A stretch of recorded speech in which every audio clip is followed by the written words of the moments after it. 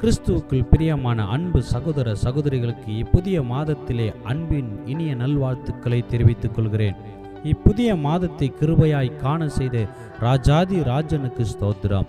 இம்மாத வாக்குத்தத்த திருவார்த்தை சகரியா 9:11. நான் உடன்படிக்கையின் இரத்தத்தினாலே விடுதலை பண்ணுவேன்.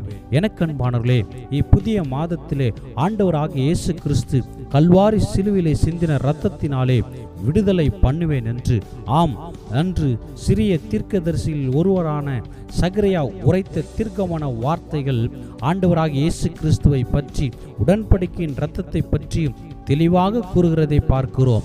இந்த நாளிலே இந்த வாக்குத்தத்தமான வார்த்தை உங்கள் வாழ்வில் பெரிய மாற்றத்தை கொண்டு வரும். அநேக மாற்றங்களை நீங்கள் காணப்போகிறீர்கள். ஒரு பெரிய அற்புதமான அதிசயமான காரியங்கள் நம் வாழ்வில் நடக்கப் போகிறது.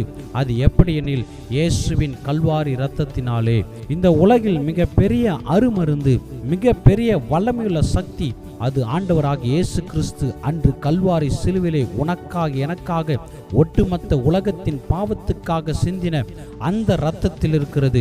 இந்த இயேசுவின் இரத்தம் மகத்தான வெற்றியை தரும். இயேசுவின் இரத்தம் பாவ சாப ரோகங்களை போக்கும். இயேசுவின் இரத்தம் விடுதலையை தரும். இயேசுவின் இரத்தம் அசுத்த வல்லமைகளை அழிக்கும், சிறையிருப்பை உடைக்கும், அடிமை சங்கிலிகளை சுக்குநூறாக்கும், எதிரியின் ஆயுதங்களை முறிக்கும், தீய சக்திகளை முறியடிக்கும். இந்த இயேசுவின் இரத்தத்தின் ஆளுகை சமுத்திரம் தொடங்கி பூமியின் எல்லை பரியந்தமும் இருக்கும். சத்ருவின் பிடியில் இருக்கிறவர்களை விடுதலையாக்கும்.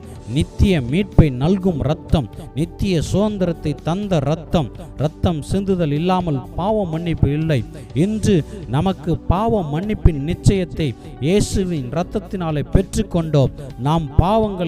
நம்முடைய பாவங்களை இயேசு மன்னித்தார். அதே குற்றமில்லாத மாசற்ற இரத்தமாக இயேசுவின் இரத்தம் ஒரு புதிய விடுதலையை தருகிறது. இன்று இயேசு கிறிஸ்துவின் இரத்தம் நம்மை உயிர்ப்பிக்கிறது. ஒரு புதிய விடுதலையை காண்பீர்கள். உங்கள் வாயினால் இயேசுவின் இரத்தத்தை உச்சரியுங்கள். சொல்லும் போதே ஒரு புதிய விடுதலை.